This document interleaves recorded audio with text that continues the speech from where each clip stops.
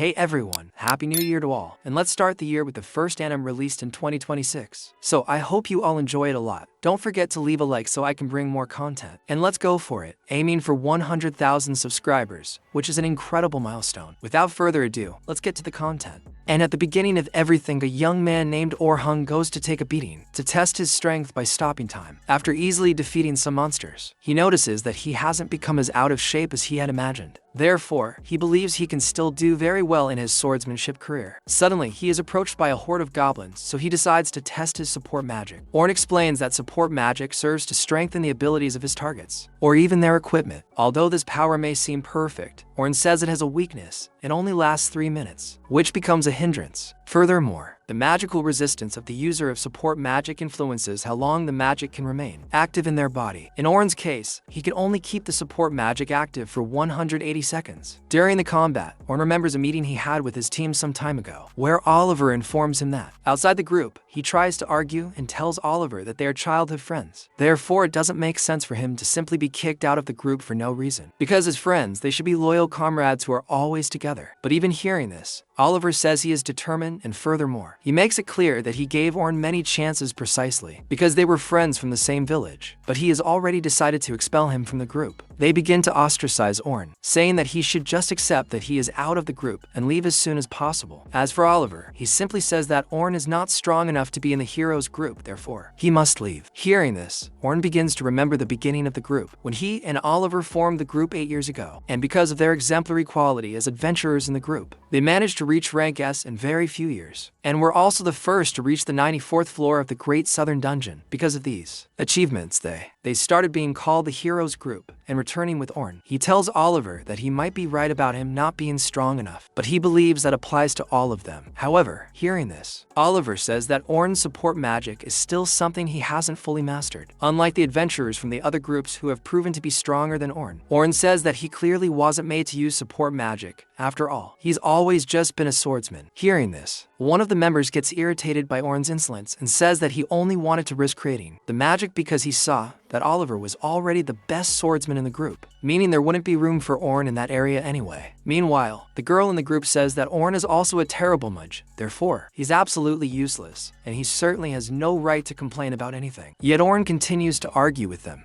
and says that because their group needed a sorcerer, he offered Torn trained in magic precisely to fill this gap in the group, as he was the member with the most magical aptitude among them all. In this process, Orn even ended up creating his own type of magic, just to try to compensate for his shortcomings as a swordsman. Furthermore, he reminds them that his support magic saved the group several times, and it was only because of it that they managed to survive in the deepest levels of the dungeon. Even so, Oliver remains firm in his decision to expel Orn from the group, and says that he has already found a replacement sorcerer. Meanwhile, the girl in the group decides to be even clearer with him, saying that for them to keep the heroes group active, they need to expel Orn and put someone stronger in his place. Returning to the present, Orn remains firm in his goal of becoming an adventurer, and tells himself that if he combines the swordsman and the sorcerer he created, it will take him much further, so that no one will underestimate him as happened in his last group. Then, another day, Orn returns to. In the dungeon, Orn suddenly hears a group of adventurers approaching. He overhears their conversation and discovers that the men have just added a girl to their group. Having only known her for a short time, they decided to abandon her to die at the hands of an orc horde. Seeing that they abandoned their companion, Orn remembers his friends who did the same to him. He starts arguing with the adventurers, demanding they tell him where the girl is, as he intends to rescue her himself. Once he finds her location, Orn saves her from the orcs trying to kill her. The girl tries to keep up with the fight and wonders if Orn is a swordsman or a sorcerer, as he uses both fighting styles, something she's never seen before. After defeating all the enemies, Orn turns to her and asks if she's alright, but she's still in shock from what she's just experienced. As they pass by, she simply falls to the ground and begins to cry. After leaving the dungeon, the girl introduces herself as Sophia Claudel and thanks the protagonist immensely for saving her. Orn then introduces himself, causing the girl to blush upon learning her savior's name. She wastes no time in asking if it would be alright if she bought her hero dinner as a way of repaying him, which completely embarrasses Orn. Initially, the girl tries to refuse, but ends up accepting after seeing how cute she is. That night, Orn arrives at the rabbit restaurant, the same symbol that was on the girl's uniform. The girl is a member of the Silver Rabbits of the Night Sky, one of the largest clans in the kingdom of Noritani. Upon entering the restaurant, Sophia encounters her sister, who immediately scolds her upon seeing Orn. He tells Sophia she's too young to have a boyfriend, but upon closer inspection, she's surprised to find it's Orn. He calls her Selma and says it's been a while since he's seen her, which surprises Sophia. Orn then remembers that Selma is the leader of the most powerful S-rank group of silver rabbits, as well as the most powerful enchantress in the kingdom. Importantly, she's the one who gave up her position as a renowned enchantress and came up with the idea of group members having different roles, attackers to take down the enemy, defenders to serve as shields, etc.,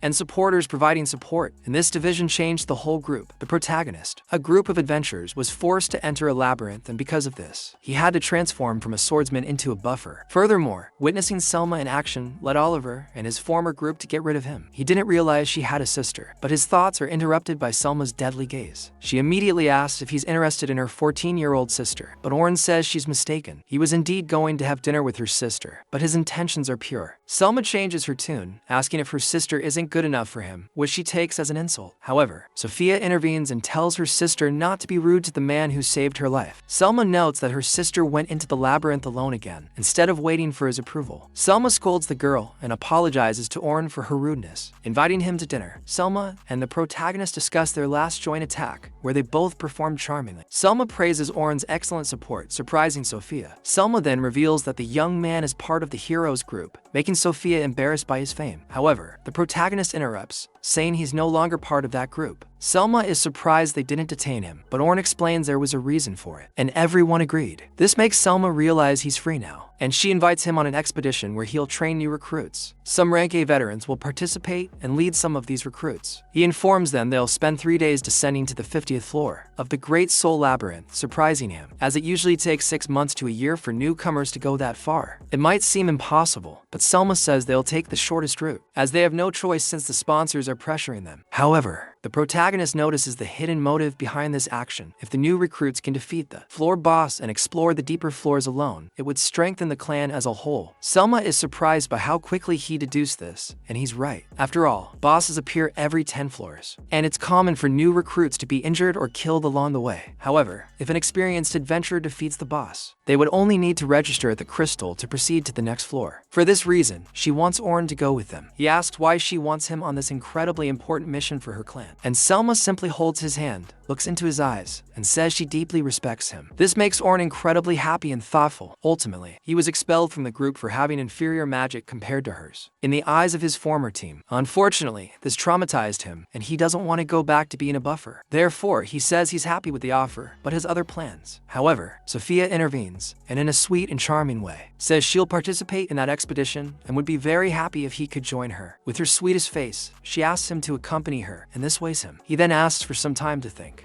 However, he informs Selma that he has become a swordsman, telling her that he knows she respects him as support, but if he were to participate, he would participate as a swordsman. This surprises the girl. After all, he was an incredible support and suddenly changed classes. However, Selma accepts, thinking to herself that even if the situation gets tough, he will return to working as support. She then informs him that if he is really going to participate, he should come to the Silver Rabbit's HQ the next morning. Sometime later, far from there, Orn visits an old man who served him tea. The old man says that thanks to him, the shop is doing well after all. The famous adventurer was recommending the shop. However, the protagonist breaks down, saying that he is not part of the group, and because of that, the group will no longer go there or recommend him. However, the old man says that he remains grateful to the boy because he remains himself, whether in the group or not, and once again, he thanks the protagonist for his help, surprised. The protagonist doesn't understand, but the old man says that he knows everything Orn has done and knows how much he has worked hard. Therefore, from then on, he'll hear many expressions of gratitude, and he says that this is proof that there are people who need him, and precisely for that reason, he should cherish those expressions of gratitude from everyone who speaks such words to him. Then, the old man concludes by telling him to go and do what he feels he should do, besides living for himself while helping others, reinforcing that whatever happens, he will be by Orn's side. The boy thanks him, and the next morning, the protagonist meets with Selma, who tells him he looks better and asks if he's relieved to have left the heroes group. Orn smiles, saying something like that.